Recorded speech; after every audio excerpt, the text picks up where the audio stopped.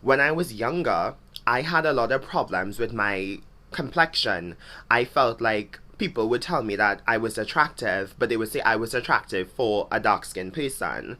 And it made me feel like, oh, well, maybe something is wrong with me. Maybe I need to change myself. And I went through a time when I was using skin lightening, like creams and stuff, all over my face and on my arms and stuff, trying to get lighter skin because I just wanted to be attractive. I didn't want to be attractive for a dark skinned person. It felt like being dark skinned was a strike against me.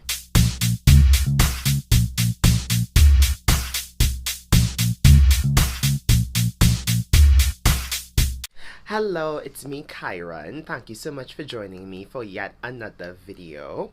On this channel, we talk about, well, pretty much whatever I decide I want to talk about this time. And today I want to talk about Black femininity. You know, it was a couple months ago, I ended up just falling down this rabbit hole of this YouTuber that the YouTube algorithm recommended to me. Her name is Chrissie, and I had never seen a channel like this before. It's not the content that I normally watch. I watched a lot of them and absorbed a lot of information. Like, for an entire day, I think I watched a couple hours of her content because she does have a lot of content. And while I did see some good in it, there were some other things that really stood out to me. Later on, I was able to get into this Facebook person stuff, Tonya TKO, and she sells herself as like a self-love specialist, and you know, she makes videos about relationships and all of that. And I was watching her stuff as well, and again, I saw some things in it that were really good, and then there were other things that I felt were a bit problematic. And after encountering both of these people, I realized, like, oh, this is actually like a genre on social media of black femininity is what they call it, really. Uplifting black women, talking about the issues faced by black women in relationships with men, and you know, just how they live in this world. It was a new world for me, and I was hooked. First off, I want to talk about some of the things that I do in fact like about these types of videos. I think that they are trying to inspire and encourage and give voice to black women. And I think that that's a really good thing because I've seen some things that black men especially say on social media. From what I gather from these videos, a lot of black men seem to take black women for granted.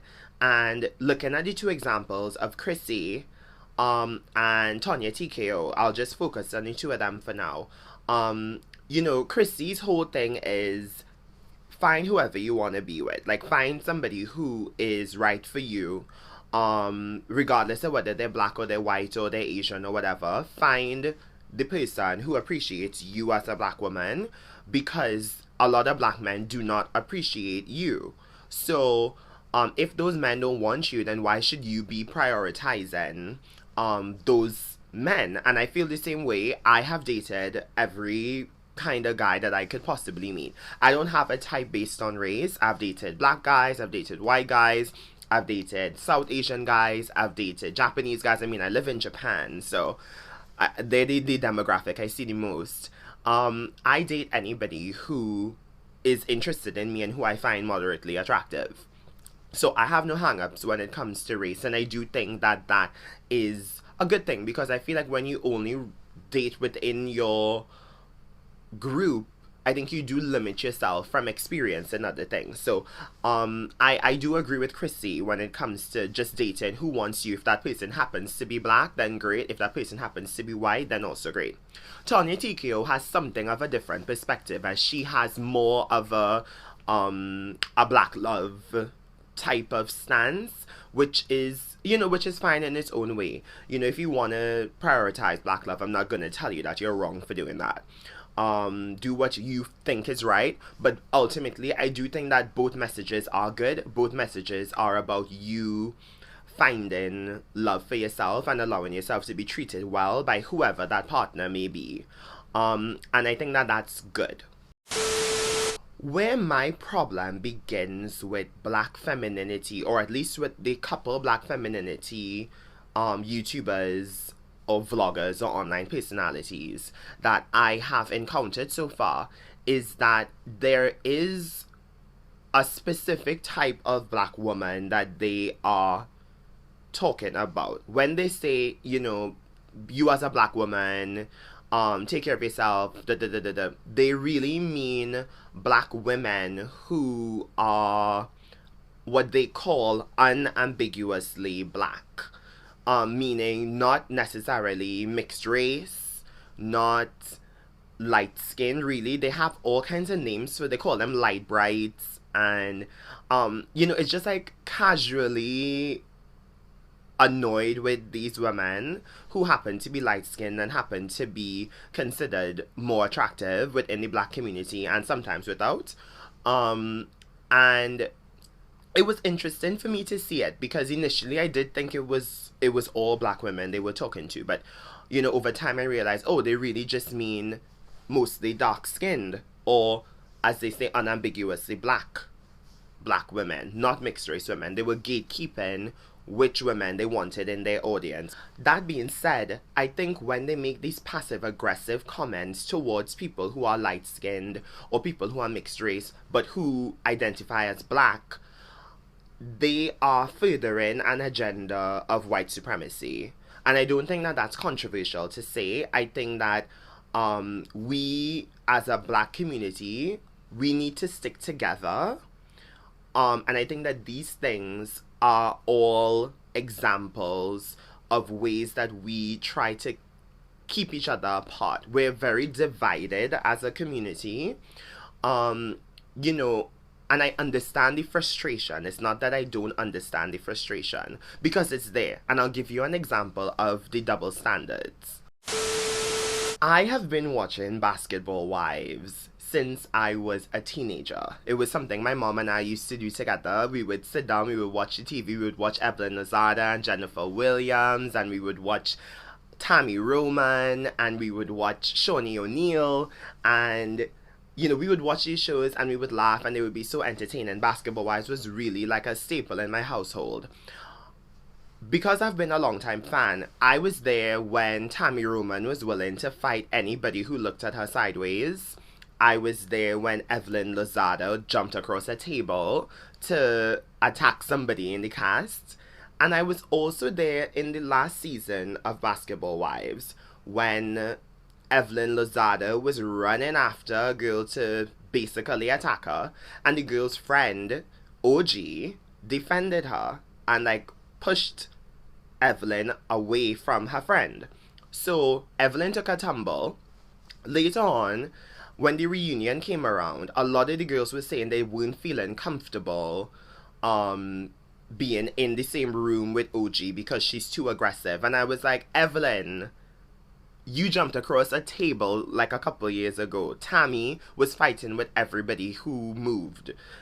What is the difference between the behavior that you exhibited over the course of the show and OG? And the only real difference is that OG was dark skinned.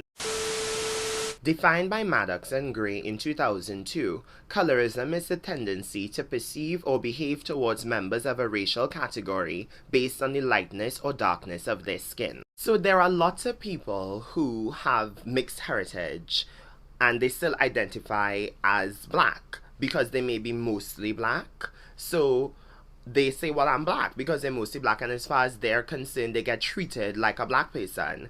And the reality is there's a lot of truth to that. They do get treated just like everybody else who's Black. In a video that Tonya TKO was responding to that Nick Cannon made, he said that his kids are Black. His kids with Mariah Carey, those kids are Black. He's Black. Mariah Carey identifies as Black. And those kids are Black. And Tonya was making the point, no, they're not Black. And